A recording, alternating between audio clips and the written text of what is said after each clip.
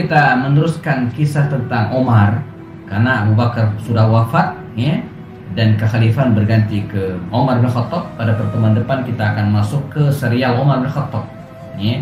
Malam hari ini masih tersisa satu seri lagi tentang Abu Bakar Siddiq. Kita akan telah bersama, ya, potret keluarga dari Abu Bakar Siddiq ini, agar kajian kita tentang khalifah ini menjadi sempurna, ya.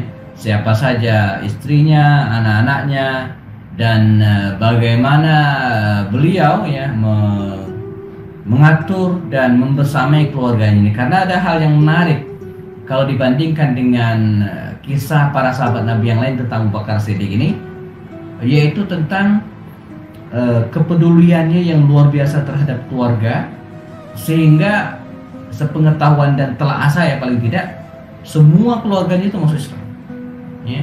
Dari ayahnya, ibunya, dan seluruh anak-anaknya, istrinya, cucunya, dan ini menjadi semacam targetnya, ya. Kalaulah dalam perang Badar itu berhadapan gitu, ya, antar keluarga gitu, ya. Misalnya Omar berhadapan dengan pamannya, kemudian Abu Ubaidah berhadapan dengan ayahnya. Nah, Abu Bakar juga berhadapan dengan anaknya. Abu Bakar di pihak kaum muslimin, sementara anaknya Abdurrahman bin Abu Bakar berada di pihak kafir Quraisy. Nah, yang luar biasa kalau Umar itu dia berhadapan dengan pamannya sampai pamannya dibunuh gitu, ya, karena memang beda agama, ya, beda keyakinan. Abu Ubaidah juga demikian sampai ayahnya dibunuh gitu kan. Tapi Abu Bakar enggak. Abu Bakar justru setiap kali berpapasan dengan anaknya di medan peperangan Badar itu, dia selalu menghindar. Dia tidak pengen ketemu dengan anaknya. Dan ketika belakang ditanya, kenapa Anda tidak mau berhadapan dengan anaknya? Karena katanya apa? Saya tidak pengen anak saya masuk neraka. Sebab kalau saya berhadapan, saya membunuh dia, sudah dia meninggal dalam keadaan kafir, ya. Atau sebaliknya, dia membunuh saya, dia dalam keadaan kafir membunuh bapaknya. Nah, saya tidak ingin.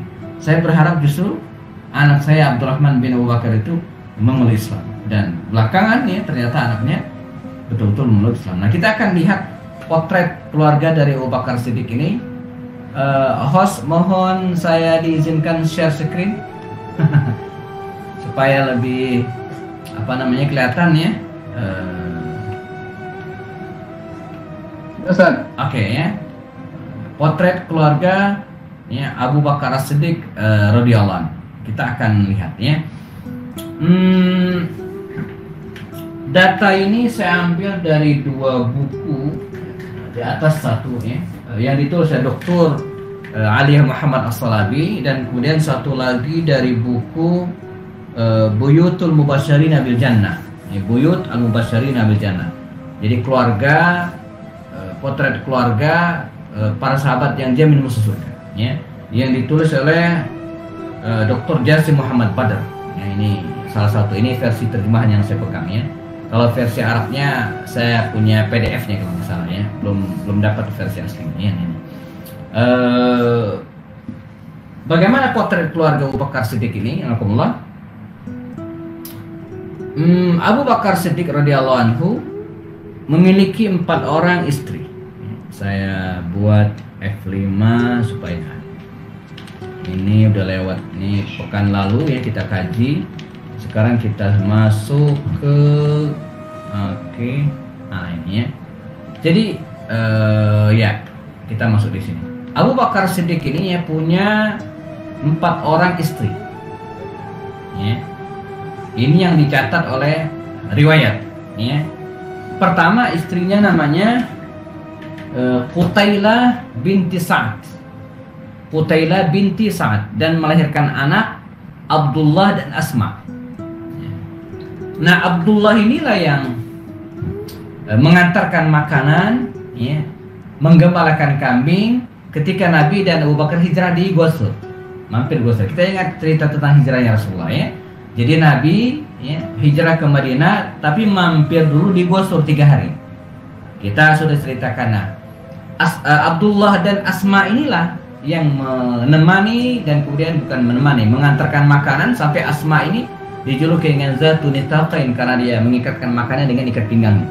Jadi dia masuk Islam dari awal, Abdullah bin Abu Bakar dan Asma binti Abu Bakar. Asma terkenal sekali, Asma binti Abu Bakar, seorang sahabiat yang belakangan menikah dengan Zubair bin Awam. Jadi Asma ini menikah dengan Zubair bin Awam dan melahirkan anak namanya Abdullah bin Zubair. Asma ini tergolong sahabiat yang tua. Ketika dia wafat itu usianya 100 tahun. Ya, karena dia meninggal di tahun 73 Hijriah, sementara dia lahir 27 tahun sebelum hijrah. Jadi kalau ditotalkan 100 tahun umurnya. Jadi dia lahir 27 sebelum hijrah. Jadi ketika hijrah itu usianya 27 tahun. Sementara dia wafat tahun 73. Tahun 73 itu udah jauh kemana-mana ya. Nabi aja wafat tahun ke-11. Abu Bakar tahun ke-13. Umar tahun 23. Utsman tahun 35. Ali tahun ke-40. Muawiyah tahun ke-60. Nah dia tahun 73. Jauh sekali gitu ya. Jadi ini Asma. Dan dikabarkan Asma ini di tengah usianya yang panjang tadi itu dia masih sehat. Tidak satu pun giginya yang ompong ketika dia meninggal. Jadi benar-benar luar biasa ini. Namanya Asma binti Abu Bakar. Ya, seorang wanita yang hebat ketika dia hijrah dalam keadaan hamil. Hijrah dari Makkah ke Madinah, dia dalam keadaan hamil sehingga melahirkan di Madinah, dan anak bayi laki-laki pertama yang lahir setelah hijrah adalah anaknya Asma. Namanya Abdullah bin Az-Zubair. Istri Abu Bakar yang kedua adalah Ummu Ruman. Ya, Ummu Ruman binti Uwaimir ini melahirkan anak dua, Abdurrahman dan Aisyah. Abdurrahman inilah yang telat masuk Islam. Ya, dan sempat berseberangan dengan Abu Bakar ketika perang Badar. Saya ceritakan tadi. Ya.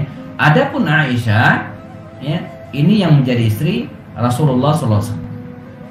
Ini petahanya gitu ya. Jadi namun belakangan Abdurrahman yang masuk Islam juga ya. Jadi Abdullah, Asma, Abdurrahman dan Aisyah semuanya masuk Islam. Yang ketiga adalah Asma binti Umais. Asma binti Umais. Ini istri Abu Bakar yang ketiga. Asma binti Umais ini awalnya adalah istri dari Ja'far bin Abi Thalib. Ja'far bin Abi Thalib ini sahabat Nabi yang diminta untuk memimpin Muhajirin Habasyah. Kita pernah ceritakan ya. Jadi ketika Rasulullah mengizinkan kaum muslimin hijrah ke Habasyah, Ethiopia, itu dua gelombang. Gelombang pertama dipimpin oleh Utsman bin Affan dan gelombang kedua dipimpin oleh Ja'far bin Abi Thalib. Hampir 10 tahun di Habasyah, Ja'far pulang ya, setelah perang Khaybar. Nggak nyampe setahun kemudian dia diminta oleh Rasul untuk memimpin perang Mu'tah. Maka meninggallah Ja'far ini di Mu'tah. Kita ingat Nabi mengangkat 3 panglima dalam perang Mu'tah tersebut. Pertama adalah Zaid bin Harithah, yang kedua Ja'far bin Abi Thalib, dan yang ketiga adalah Abdullah bin Rawah. Dan ketiga-tiganya tewas dalam perang Mu'tah, dan makamnya di hari ini di Mu'tah di daerah Yordania. Dan akhirnya kaum muslimin ini dipimpin oleh Khalid bin Walid yang belum lama masuk Islam, dan Khalid berhasil memenangkan peperangan pada perang Mu'tah. Ketika Ja'far syahid, setelah selesai masa iddahnya, maka Asma ini dinikahi oleh Abu Bakar Siddiq. Dan lahirlah anak namanya Muhammad bin Abu Bakar. Nah, Muhammad bin Abu Bakar ini ya, kalau kita telusuri jalan hidupnya, dia sempat terlibat dalam tanda kutip pada peristiwa tragedi terbunuhnya Utsman. Ya, dia yang ikut gitu ya, dan didesak oleh beberapa tokoh, beberapa anak muda waktu itu ya, untuk menjadi gubernur Mesir. Ya, gubernur Mesir ya, dan diperkenankan oleh Utsman bin Affan untuk menggantikan Abdullah bin Sa'ad bin Abi Sarh pada waktu itu yang dianggap bermasalah. Namun sayangnya muncul fitnah ya, Utsman dianggap membatalkan pengangkatan itu.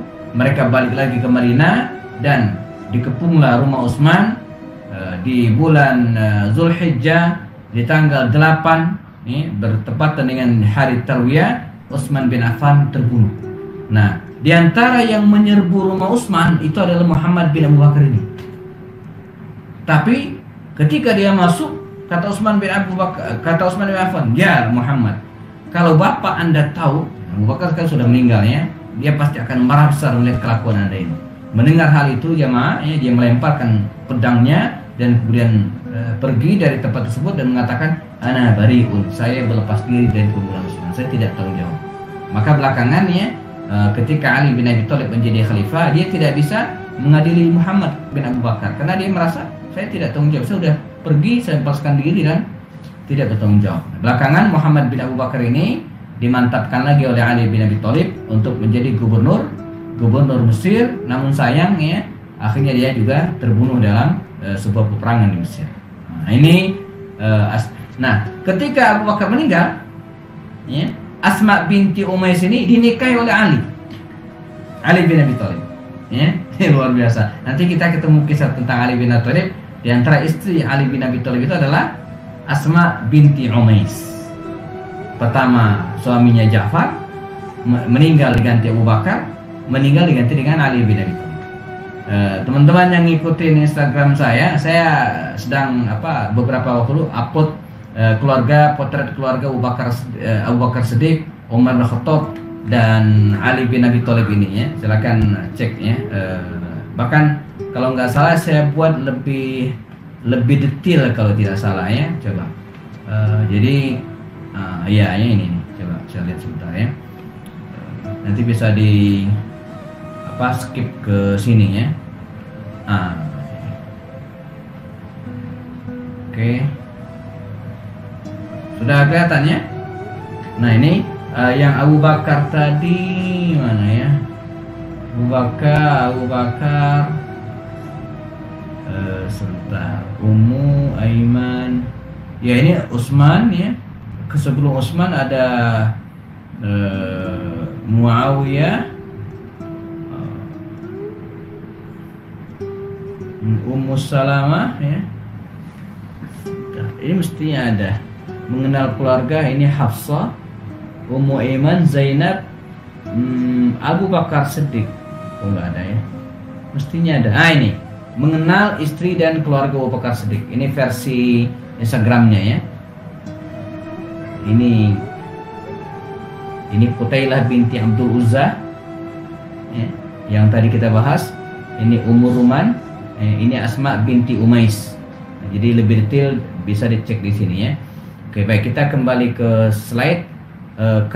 Ada tentang keluarga Ali bin Abi Thalib ya. Nanti di keluarga Ali ini keluarga Utsman. Nah, ini mengenal keluarga Ali bin Abi Thalib. Nah, di antara istri Ali bin Abi Thalib itu ya, ada yang namanya Asma binti Umais, yang juga merupakan istri dari Abu Bakar Siddiq.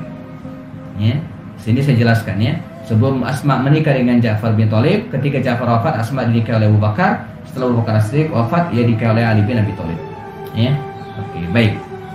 Kita kembali ke slide-nya Abu Bakar Siddiq ya, supaya lebih fokus.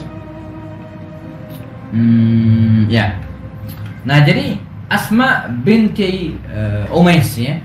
Yang terakhir adalah Habibah binti Kharijah. Ya, Habibah binti Kharijah.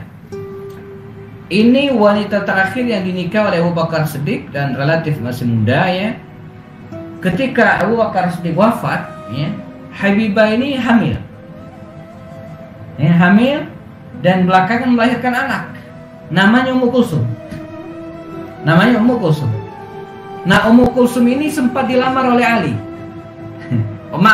Oleh Umar. Jadi Ummu Kulsum ini ya sempat dilamar oleh Umar. Tapi dia nggak mau. Kata dia nggak mau. Umar itu galak gitu kan, kata Ummu Kulsum ini anak Abu Bakar ya. Akhirnya Umar melamar Ummu Kulsum yang lain, anaknya Ali bin Abi Thalib. Maka menikahlah Umar dengan anaknya Ali bin Abi Thalib. Namanya Ummu Kulsum juga. Anak bungsu Ali dan Fatimah. Karena Ali dengan Fatimah itu kan punya 4 anak. Hasan, Husain, Zainab, Ummu Kulsum. Nah, Ummu Kulsum ini dinikahi oleh Umar bin Khattab. Awalnya dia pengen menikah dengan Ummu Kulsum, anaknya Abu Bakar Siddiq. Jadi para sahabat Nabi itu kalau kita lihat muter-muter itu aja gitu ya. Keluarganya ya. Dan ini yang mungkin mohon maaf yang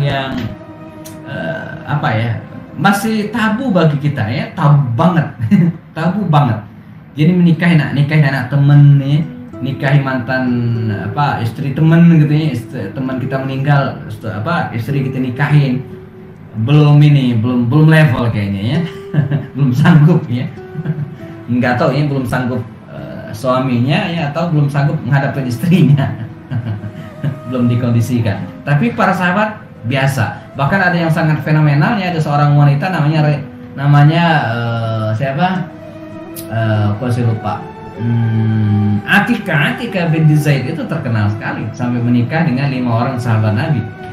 Jadi Atika ini ya, pertama dia menikah dengan Abdullah bin Abu Bakar. Ketika Abdullah bin Abu Bakar meninggal, dia menikah dengan Zaid bin Khattab, abangnya Umar. Ketika Zaid bin Khattab meninggal, ya, Atika menikah dengan Umar. Ketika Umar meninggal, dia menikah dengan Zubair bin Awam. Ketika Zubair bin Awam meninggal, dia dilamar oleh Ali. Ya, tapi ditolak. Akhirnya dilamar oleh anaknya Ali, Husain. Jadi suaminya 5. Pertama Abdullah bin Abu Bakar, yang kedua Zaid bin Khattab, yang ketiga Umar bin Khattab, yang keempat Az-Zubair bin Awam, yang kelima adalah Husain bin Ali radhiyallahu anhu ajmain. Baik. Nah, sekarang kita coba lihat beberapa potret keluarga dan peristiwa-peristiwa penting yang mengiringi keluarga Abu Bakar Siddiq radhiyallahu anhu. Pertama, intervensi rumah tangga yang baik. Apa maksudnya? Jadi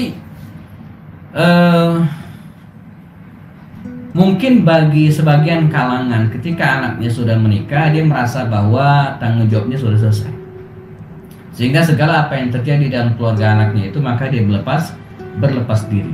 Tapi tidak dengan para sahabat, termasuk Abu Bakar Siddiq. Meski Aisyah sudah berada dalam naungan Rasulullah SAW, tapi Abu Bakar tidak tinggal diam. Ketika suatu saat dikisahkan sebagaimana dikatakan oleh Imam At-Tabrani dalam hadisnya, Nabi dan Aisyah ya dikabarkan pernah terlibat ya semacam pertengkaran kecil begitu kira-kira. Itu Abu Bakar datang dan mendamaikan keduanya. Bahkan Abu Bakar sampai memarahi Aisyah gitu kan, karena berkata keras di hadapan Rasulullah ya. Dan sampai yang lucunya Aisyah justru berlindung di balik Rasulullah gitu kan. Yang tadinya dia jangan bayangin bertengkarnya itu ngelempar piring gitu, enggak gitu ya. Tapi ada hal yang mereka bicarakan agak keras gitu sampai Abu Bakar marah ya, dan kemudian Aisyah itu lari berlindung di balik Rasulullah. Dia justru minta bantuan Rasulullah dari ayahnya. Poinnya apa? Dan termasuk juga ketika terjadi hadisul ifki pernah kita ceritakan ya, Abu Bakar dengan keras ya, di satu sisi meyakinkan putrinya, menegarkan putrinya ini hingga kemudian Aisyah terbebas dari tuduhan berzina pada waktu itu. Intinya apa? Bukan hal yang tabu bagi seorang ayah ya, atau kita dalam tanda kutip ya, atau suatu saat punya anak, walaupun mereka sudah menikah, bukan berarti berlepas tangan ya. Bahkan dalam kajian-kajian fikih gitu ya, ketika suami istri bertengkar dan sulit didamaikan, maka cari orang ketiga. Dan orang ketiga itu bisa dari kedua belah pihak, pihak laki-laki atau perempuan, meminta agar mendamaikan. Jadi bukan hal yang terlarang ketika seorang ayah intervensi terhadap keluarga anaknya, tapi dengan catatan ya untuk mendamaikan. Nah, yang keliru kita selama ini ya justru untuk manas-manasin. Nah, ini yang salah ya, mentang-mentang anaknya dibela habis-habisan padahal anaknya salah, mantunya disalah-salahin gitu kan, padahal mantunya benar. Nah, ini yang keliru. Jadi intervensi rumah tangga ini ya merupakan hal yang boleh-boleh saja, tapi dengan niat gitu kan untuk mendamaikan. Sebagaimana Rasulullah ya diintervensi oleh Abu Bakar Siddiq keluarganya karena ada Aisyah yang merupakan putri Abu Bakar Siddiq. Yang kedua ya sangat menghormati istrinya ya. Ketika Abu Bakar As-Siddiq sedang sakit keras dan jelang meninggal dunia, dia berpesan agar kalau meninggal nanti dia dimandikan oleh istrinya Asma binti Umayyah ya. Dan bila perlu, kata Abu Bakar Siddiq, dia melarang Asma binti Umayyah ini untuk berpuasa agar kuat memandikannya gitu kan. Nah, itu dikisahkan jazakumullah untuk menjalankan wasiat Abu Bakar As-Siddiq tersebut ya. Asma binti Abu Bakar ini, Asma binti Umayyah istri ini sampai membatalkan puasanya padahal sudah jelang maghrib. Ya, demi karena Abu Bakar Siddiq itu kan meninggal itu jelang maghrib dan dimakamkan pada malam hari itu juga. Jadi demi wasiat suaminya itu kan, akhirnya dia membatalkan puasanya gitu, dikisahkan. Jadi ketaatan. Ini bab tentang bagaimana hubungan yang sangat baik terjalin antara Abu Bakar dengan istrinya. Di satu sisi Abu Bakar mempercayakan istrinya memandikannya, dan di sisi lain ketaatan seorang istri terhadap suaminya Abu Bakar Siddiq. Ya, seperti yang saya tulis, ini menunjukkan kasih sayang antara suami istri dan kepercayaan Abu Bakar kepada istrinya. Selain itu juga kepatuhan seorang istri terhadap suaminya. Karena itu dalam kaidah berjamaah ataupun rumah tangga, kalau di antara cara menjaga keutuhan rumah tangga itu ada kalimat mengatakan begini: jika istri sudah tidak taat lagi kepada suaminya, maka alamat keluarga tersebut akan oleng, akan hancur. Dan jika sebuah bangsa negara rakyatnya sudah tidak taat lagi kepada pemimpinnya, alamat negara tersebut atau bangsa tersebut akan hancur. Nah, jadi taatan, ada dua ketaatan yang menjadi tonggak tegaknya keluarga dan bangsa. Pertama adalah ketaatan istri terhadap suaminya, yang kedua adalah ketaatan rakyat terhadap pemimpinnya. Nah, yang dimaksud dengan keharusan taat ini harus timbal balik. Maksudnya, manakala ada seorang istri tidak taat kepada suaminya, itu belum tentu istri yang salah. Bisa jadi suami emang gak layak ditaati. Dan sebaliknya juga demikian. Manakala ada rakyat tidak taat lagi kepada pemimpinnya, belum tentu salah rakyatnya. Bisa jadi emang pemimpinnya tak layak ditaati. Dan dua-duanya gak benar. Ya. Jadi kalau dalam sebuah keluarga, istri sudah tidak taat lagi kepada suami, ada kedua kemungkinan. Bisa jadi suaminya yang gak layak ditaati, atau emang istrinya yang membangkang. Dan dua-duanya bisa menyebabkan hancurnya rumah tangga. Karena itu sebagai pelajaran bagi kita, belajar dari Abu Bakar Siddiq, marilah kita jaga hal ini. Ta'atu zauja, ketaatan istri terhadap suaminya. Bahkan Rasulullah mengatakan, kalaulah dibolehkan manusia itu sujud kepada manusia lain, la amartun nisaa an tasjuda li zaujiha. Kalaulah diperkenankan seorang manusia sujud kepada manusia lain, niscaya akan aku perintahkan wanita sujud kepada suaminya. Saking harus taatnya. Dan keridhaan, kalaulah keridhaan anak berada di bawah telapak kaki ibu, ridhallah fi ridhal walidain, maka istri juga demikian. Keridhaan suami merupakan keridhaan dari Allah Subhanahu wa taala. Ini pelajaran kedua dari kisah Abu Bakar Siddiq, bagaimana dia menjaga keutuhan rumah tangganya, dan termasuk juga dengan istrinya. Yang ketiga, melibatkan anak-anak. Nah, ini menarik dalam proyek kebaikan. Ketika akan hijrah ke Madinah, kita tahu kisahnya, Abu Bakar Siddiq membantu dengan segala upaya proses hijrahnya Rasulullah SAW. Beliau yang menemani Rasulullah menginap di Gua Sur, lalu kemudian berjalan menuju ke Madinah Al-Munawwarah, hijrah ke Madinah di dalam bayang-bayang kejaran kafir Quraisy. Bahkan mereka serius waktu itu ingin memburu Rasulullah. Setelah gagal menangkap Rasulullah di rumahnya, mereka membuat sayembara untuk menangkap Rasulullah. Abu Bakar memberikan peran yang sangat besar. Bukan hanya Abu Bakar, tapi juga anak-anaknya. Jadi anak-anaknya dilibatkan. Tadi diceritakan Asma binti Abu Bakar dan Aisyah menyiapkan makanan, sedangkan Abdullah menggembalakan kambing bersama dengan Amir bin Fuhairah, budaknya pada waktu itu. Nah, pelajaran bagi kita hari ini apa? Belajar dari Abu Bakar Siddiq terhadap keluarganya. Marilah kita libatkan anak-anak kita dalam proyek-proyek kebaikan. Jadi seorang ayah harus melibatkan anaknya dalam berdakwah, berjuang, melakukan aktivitas kegiatan-kegiatan sosial yang bermanfaat bagi masyarakat dari kecil, dan ini akan memupuk spirit dan semangatnya terhadap Islam. Bahkan dalam metode pendidikan gitu kan, metode belajar ini yang paling efektif, praktek. Jadi dari hal yang sangat sederhana saja, misalnya di bulan Ramadan kita ada proyek sosial, misalnya memberikan buka puasa untuk yatim piatu, kita libatkan anak-anak. Nah, ini belajar Abu Bakar Siddiq, kita libatkan mereka. Ada misalnya bahkan kalau mau lebih luas, bukan hanya proyek sosial gitu kan, proyek bisnis ya atau apapun ya, libatkan anak-anak. Selain melatih ya, kedewasaan mereka gitu kan, melatih kedewasaan mereka, ini juga bagian dari sarana yang paling efektif bagi mereka untuk belajar. Ya, jadi praktek langsung.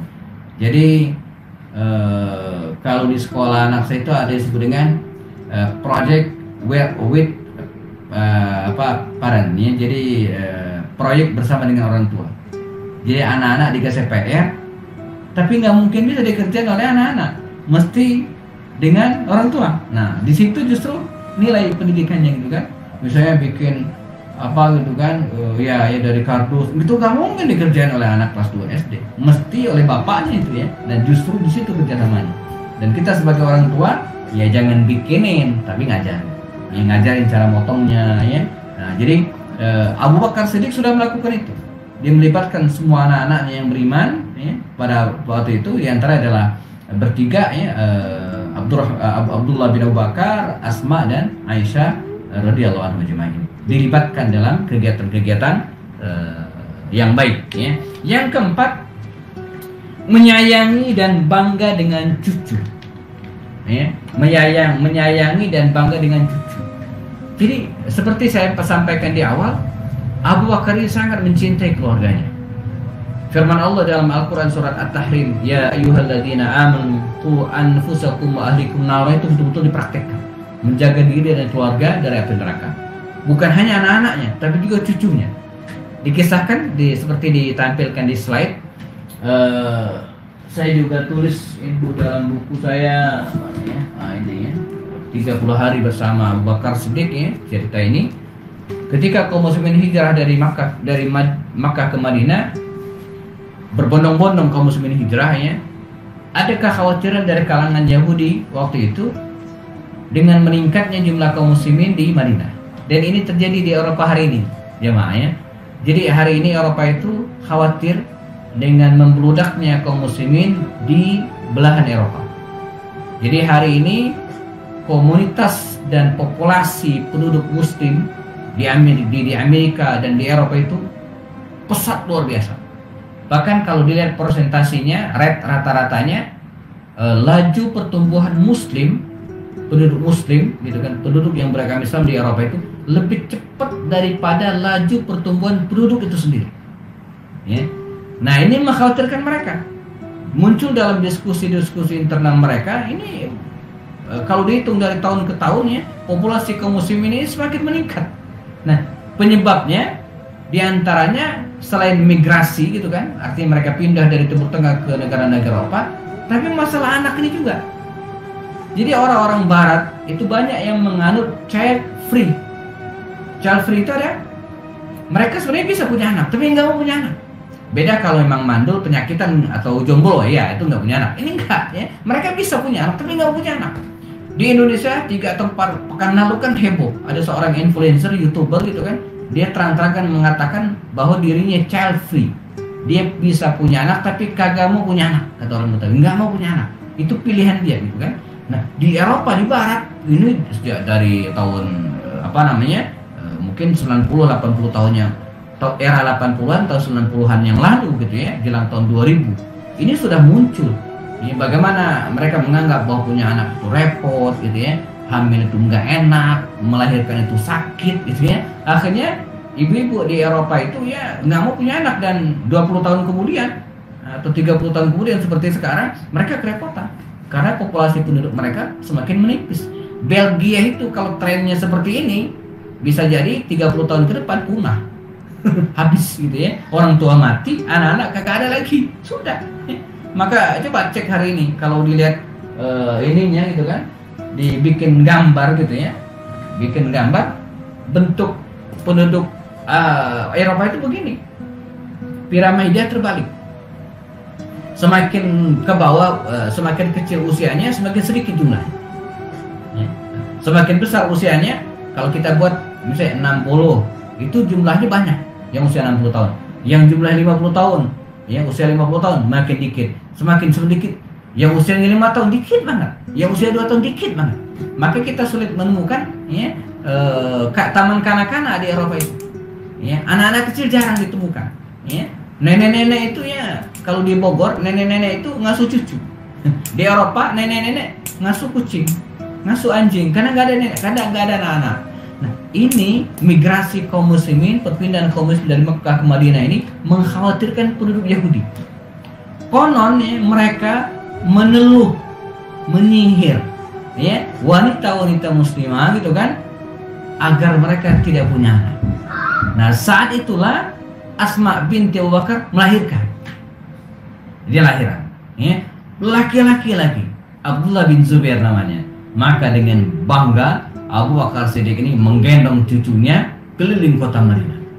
Digendong gitu ya, seolah-olah dia ingin mengatakan, wih, teluh kalian, sihir kalian Yahudi nggak mempan. Buktinya saya punya cucu, gitu kan? Saya punya cucu. Dikeliling ya, membanggakan cucunya. Dan betulnya cucunya Abdullah bin Zubair ini belakangan betul-betul menjadi kebanggaan masyarakat. Bahkan ada kisah tersendiri tentang Abdullah bin Zubair ini. Dia pernah meminum ya, satu-satunya sahabat Nabi yang pernah meminum darah Rasulullah. Abdullah bin Zubair ini ya. Jadi suatu saat ketika Abdullah bin Zubair ini masih usia-usia mungkin ya 5-6 tahun ya, usia jelang masuk SD kira-kira ya, udah bisa diajak ngomong lah gitu ya, jelang usia tamyiz ya. Nabi waktu itu bekam basah, ada darah di gelas kecil ya. Kata Rasulullah, ya Abdullah bin Zubair, ta'al kemari, buang darah ini di tempat yang tidak dilihat orang. Maka diambil gelas kecil ini, begitu dia mau tidak lagi berada Rasulullah ya, dia minum darah bekam Rasulullah, diminum sama Abdullah bin Zubair, diminum. Begitu kosong dia kasih ke Rasulullah.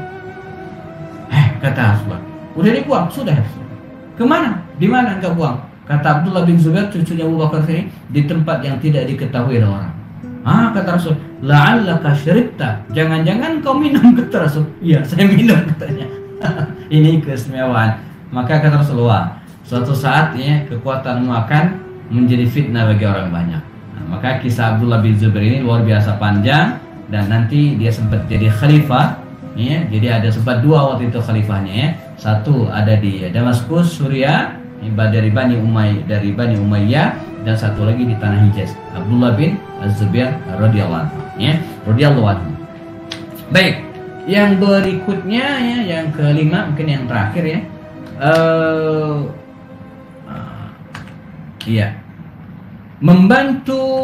Membantu kedua orang tuanya dalam melakukan kebaikan. Ya. Apa maksudnya? Seperti yang sampaikan tadi bahwa Abu Bakar As-Siddiq bukan hanya pengen anak dan istrinya memeluk Islam, tapi juga kedua orang tuanya. Ibunya waktu itu, kita kisahkan ibunya dulu. Masih di era Makkiyah sebelum Nabi hijrah ke Madinah, dan pada awal-awal dakwah jahriyah, ketika Nabi mendakwakan Islam secara terang-terangan, suatu saat Nabi ini dipukulin oleh orang-orang Quraisy, kafir Quraisy. Datanglah Abu Bakar Siddiq membela Rasulullah, dan akhirnya orang-orang kafir Quraisy pun menyiksa Abu Bakar Siddiq sampai pingsan ya, dan dia pulang ke rumah diobati dan dikasih minum oleh ibunya Ummul Khair Salma binti Sakhar, nama ibunya ya, dikasih minum. Kata Abu Bakar Siddiq, ya Ummah, wahai ibu, wallahi demi Allah, saya tidak akan pernah minum minuman ini hatta alama, sampai saya tahu Muhammad betul-betul aman. Ya, kata ibunya ini, baik, saya cari informasi. Dicari, dan betul Nabi dalam keadaan aman. Sekarang engkau minum, Muhammad aman, kata ibunya. Waktu itu ibunya kafir. Waktu itu ibunya belum masuk Islam. Kata Abu Bakar Siddiq, tidak, saya tidak akan meminum setetes pun air ini sampai saya bertemu dengan Rasulullah dan betul-betul dia aman.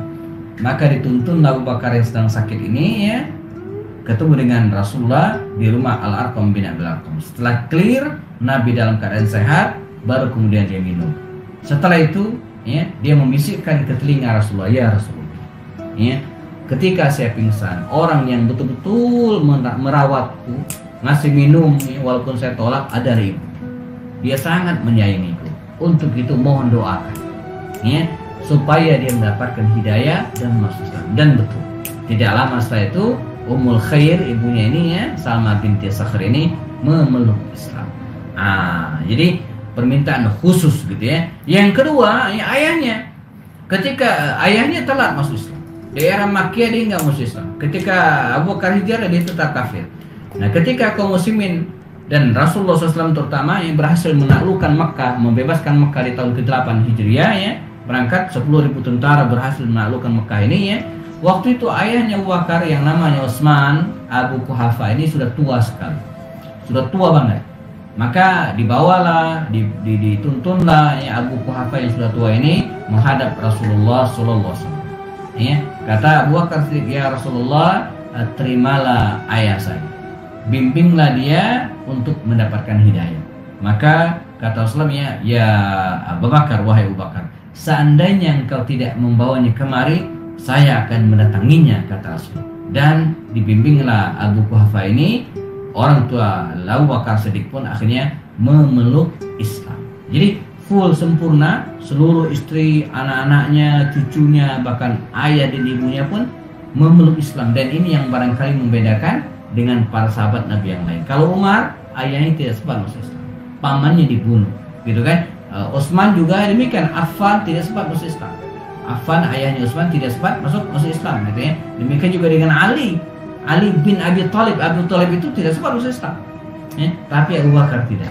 Ya, kendati demikian Abu Bakar sempat membisikkan, wallahi ya Rasulullah, demi Allah ya Rasulullah, ya, andai pun boleh memilih, ya, maka saya akan senang sekali andai Abu Talib itu masuk Islam. Jadi Abu Bakar ingin mengatakan, kalau boleh memilih gitu kan, saya lebih senang Abu Talib masuk Islam daripada ayah saya, ya. Tapi qadarallah wa ma syaa fa'al, dan demikianlah takdir mengatakan Abu Talib paman Rasulullah yang sangat dicintai meninggal dalam keadaan kafir, dan sebaliknya Abu Quhafa, ayahanda dari Abu Bakar Siddiq ini masuk Islam.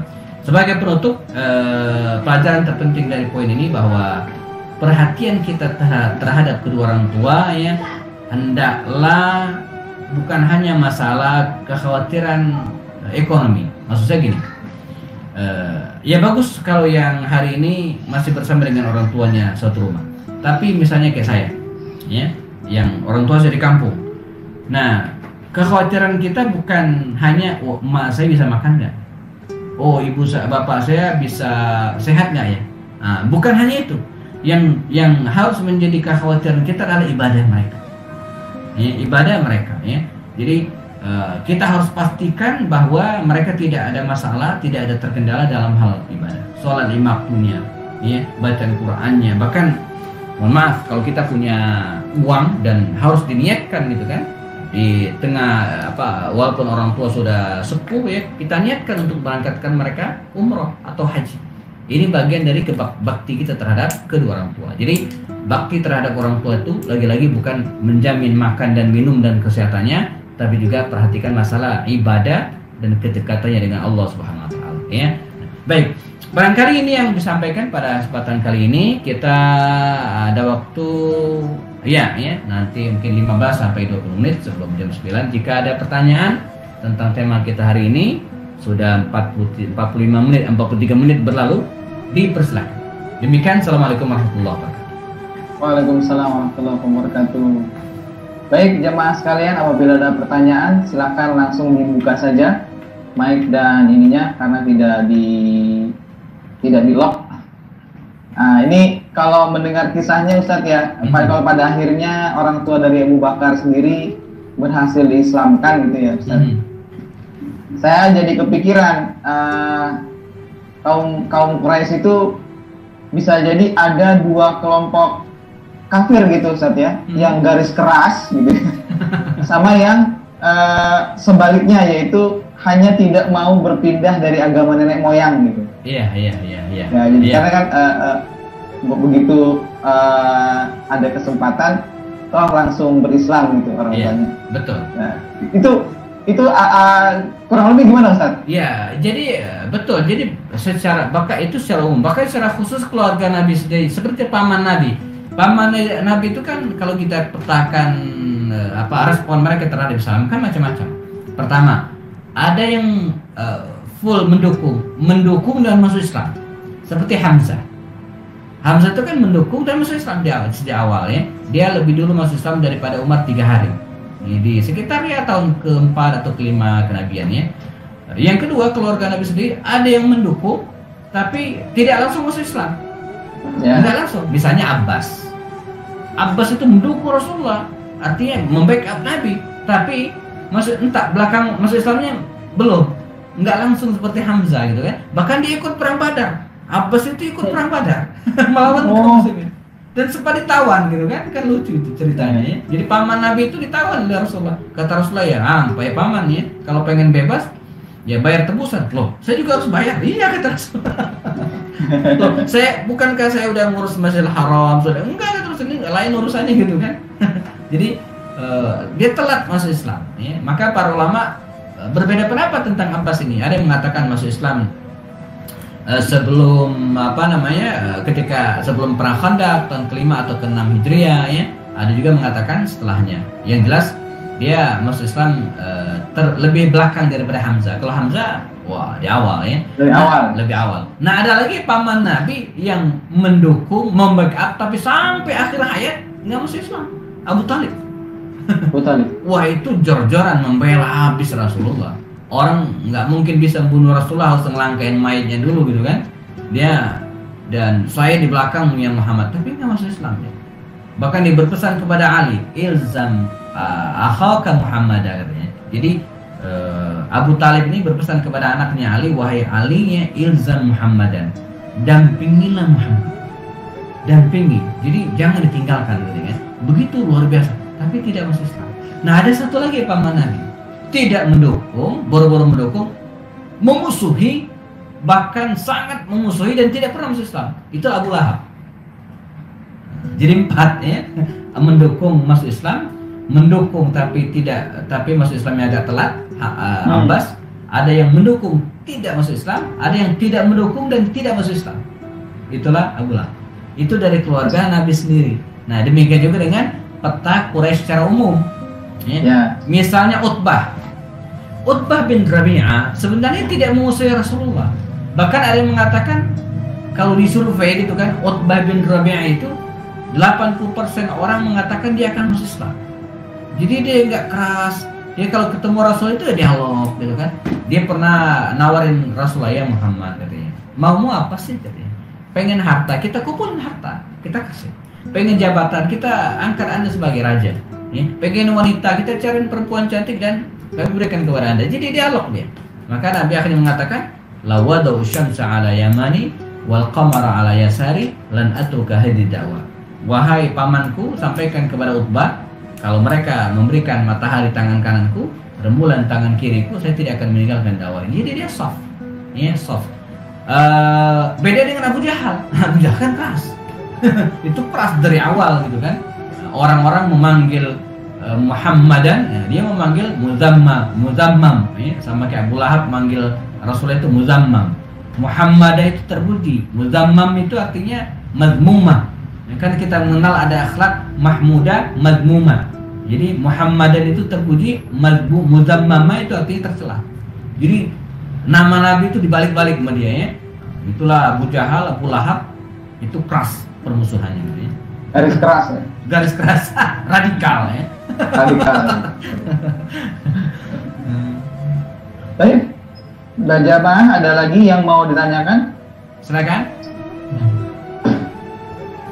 Mohon diingatkan pada pertemuan depan kita start Umar bin Khattab. Ya, baik. Ya, jadi dari masa kecilnya, ya remajanya, sampai kemudian proses keislamannya. Nanti kita akan lihat potret keluarga Umar bin Khattab, ya, dan mungkin kisah tentang Umar kayaknya agak panjang itu karena masa kekhalifahannya kan panjang, 10 tahun. 10 tahun. Nah, kalau Abu Bakar kan cuma 2,5 tahun. Ya, dari 11 sampai ke 13 ya. Kalau Umar dari 13 sampai 23. Ya. Dan lebih banyak peperangan juga Ustaz ya. Betul, penaklukan dan penaklukan, pembebasan yang banyak. Betul. Maka buku-buku tentang serial para sahabat Nabi, para khalifah itu biasanya pas Umar itu lebih tebal dibanding dengan yang lain gitu kan. Misalnya yang saya punya mana ya, nah ini, jadi yang lain tipis-tipis, ini lebih tebal sendiri tentang Umar. Yang lain tipis gitu kan. Jadi ada beberapa buku tentang uang paling tebal sendiri. Jadi dibanding dengan yang lain gitu kan, karena emang banyak hal-hal yang menarik untuk dikaji. Baik, Ustaz Happy, Nah. karena waktu juga menunjukkan sudah berakhirnya sesi kita, dan mungkin kita akhiri saja dengan doa kafaratul majelis. Subhanakallahumma wa bihamdika, asyhadu an la ilaha illa anta, astaghfiruka wa atubu ilaik. Jazakumullah khairan katsir buat Ustaz Happy ini yang sudah memberikan pelajaran bagi kita tentang bagian kisah dari Abu Bakar. Tentu saja sejam ini tidak akan cukup menceritakan dari awal hingga akhirnya, dan kami mendorong para jamaah untuk lebih banyak lagi membaca literatur, dan bisa juga bersumber dari bukunya Ustaz Happy Handy yang ini. Jika ada yang berminat masih bisa menghubungi kami Ustaz ya, nanti kita forward ke Ustaz. Insyaallah. Ya. Baik, terima kasih. Ya. Sekali lagi mohon maaf dari host apabila ada kekurangan. Aku minkum. Assalamualaikum warahmatullahi wabarakatuh. Waalaikumsalam. Warahmatullahi wabarakatuh. Sehat, sehat Pak Robi, Pak Hendri. Iya, lama tidak ketemu. Ya. Iya. Saya langsung pamit. Jazakumullah khairan. Mohon doanya terus. Ya. Assalamualaikum. Sehat, sehat, Ustaz. Ya. Semua. Ya.